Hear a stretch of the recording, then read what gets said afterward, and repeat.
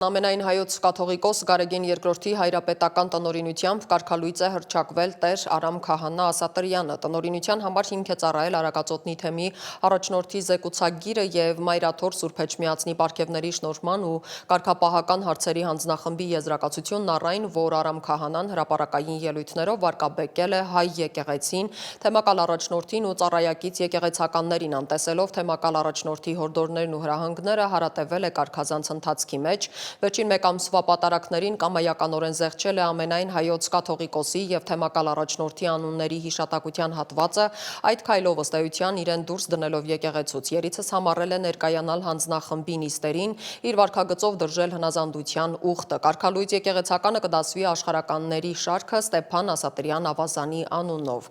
Արագածոտնի թեմի տարածած հայտարարության մեջ հոգևոր դասը, վանականները, աշխատակիցները, հավատավոր ժողովուրդը խստորեն դատապարտել են թեմի առաջնորդ Մկրտիչ եպիսկոպոս Պրոշյանի և Մուղնու Սուրբ Գևորգ եկեղեցու հոգևոր հովիվ թեմի դիվանապետ Գարեգին Քահանա Արսենյանի կալանքի տակ գտնվելու փաստը և թեմի գլխավոր հաշվապահ տիկին Նաիրա Ալավերդյանի նկատմամբ որոշումը։